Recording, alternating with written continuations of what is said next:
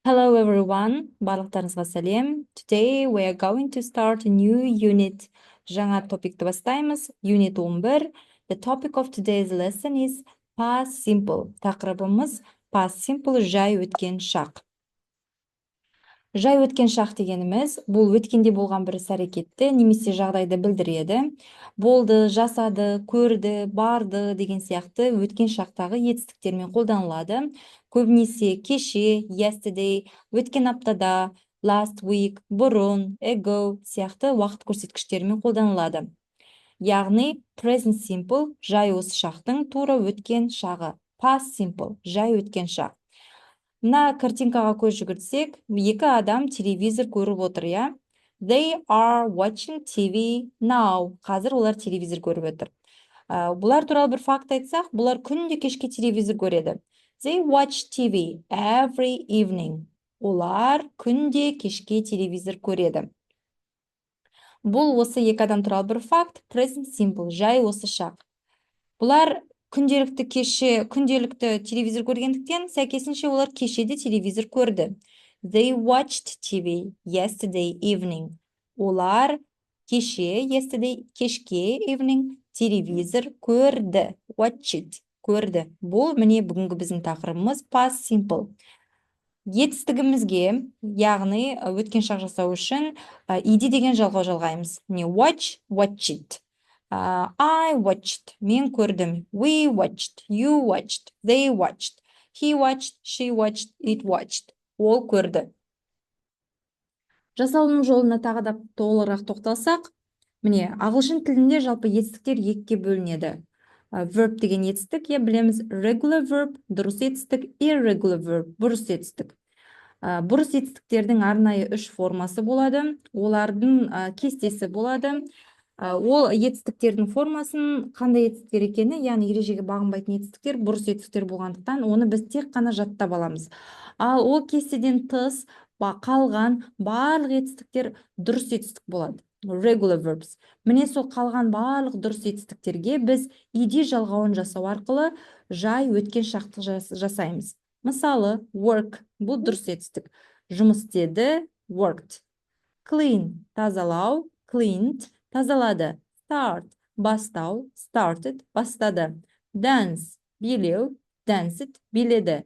Stay, қалу, stayed, қалды. Need, қажет болу, керек болу, needed, қажет болды. Мына мысалға көз жүгіртейік. I clean my teeth every morning. This morning I cleaned my teeth. Бірінші сөйлем present simple'да жасалынып тұр, мән берсеңіздер. Мен әрбір таң атқан сайын, яғни күнде таңертең тісімді тазалаймын. Осы таңертең, this morning, мен тісімді тазаладым. Бұл past simple. Terry worked in a bank from 2005 to 2011. Terry банкте 2005 жылдан 2011 жылға дейін жұмыс жасады. Мына жерде жылды айтқанда біз 2005 деп екіге бөле салдық, 2005 және 2011, 2011 деп. Yesterday, it rained all morning. It stopped at lunchtime. Кеше күні бойы таңертең жаңбыр жауды. Түскі уақытқа қарай тоқтады. Stopped, тоқтады, rained, жауды. We enjoyed the party last night. We danced a lot and talked to a lot of people. Біз өткен түні көңіл көтердік. Сауық кешінде көңіл көтердік. Enjoyed, яғни көңіл көтеру, ләззат алу, наслаждаться. Біз биледік. We danced a lot, көп биледік. Және talked, әңгімелестік, to a lot of people, көп адамдар мен. The party finished at midnight. Сауық кеші түн ортасында аяқталды. Finish, finished, аяқталу. Міне, егер етістігіміз Y әрпіне аяқталса, онда ол жалғанған кезде I әрпіне ауысып кетеді. Яғни бұл бәрімізге белгілі, алдыңғы сабақтардан осындай заңдылық. Try, tried, study, studied, copy, copied. Егерде P немесе N әріптеріне дауыс дыбыстарына аяқталса, олар қосарланады.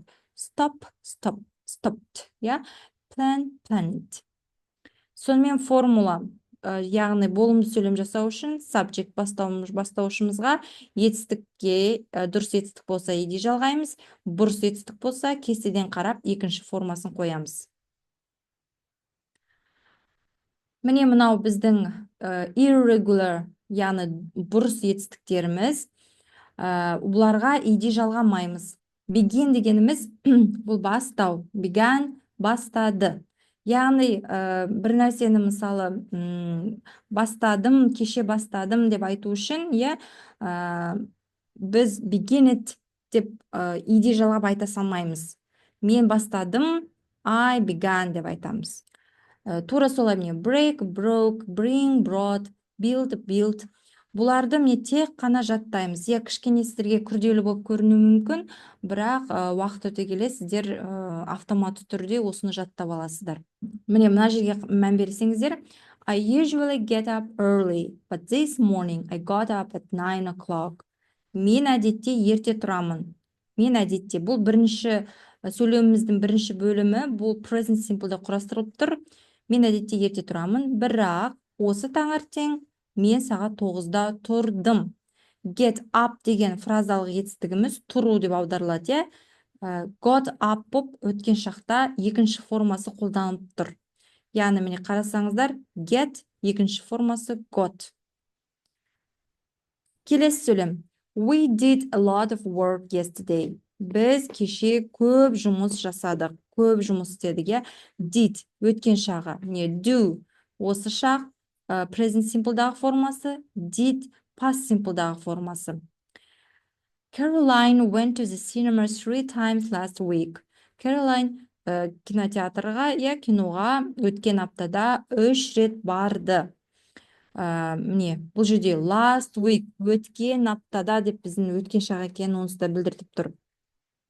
3 times, 3 рет, to the cinema, киноға, went барды, яғни go бару, екінші формасы went.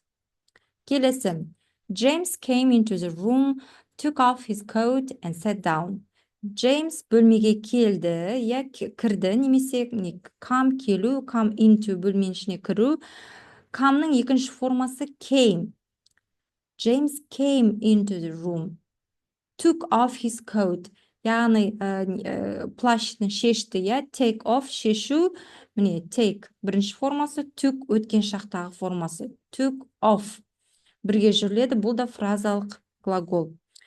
And sat down, яғни бұл да фразалық глагол, отырды.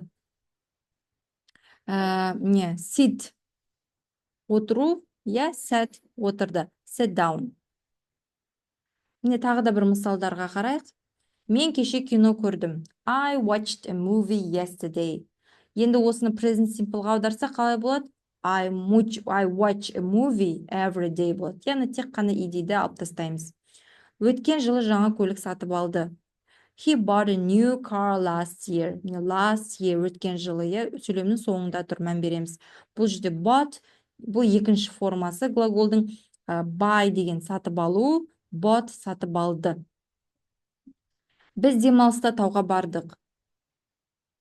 We went to the mountains on vacation. Went бұл екінші формасы. Go бару, went бардық. Mountain тау. Олар 1 сағат бұрын келді. They arrived an hour ago. Arrive келу, arrived келді. An hour ago 1 сағат бұрын. Және әдеттегідей мына жерде тапсырмалар берілген, міндетті түрде орындаңыздар, паузаға қойып жауабын тексеріп алыңыздар. Мына жердегі берілген етістіктерге мән беріп, міндетті түрде жаттап алуға тырысыңыздар. Die бұл өлу деп аударылады, enjoy ләззат алу, finish аяқтау, happen яғни болу, мысалы орын алу, open ашу, rain жаңбыр жау, start бастау, stay қалу, want қалау. Не 11-де 3-ші жаттығу.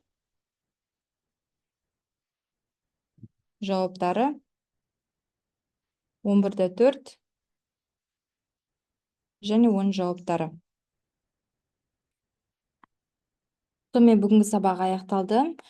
Сабақ түсінікті болды деген ойдамын. Сұрақтарыңыз болса жазыңыздар. Wish you all the best. Goodbye. Thank you. Bye bye.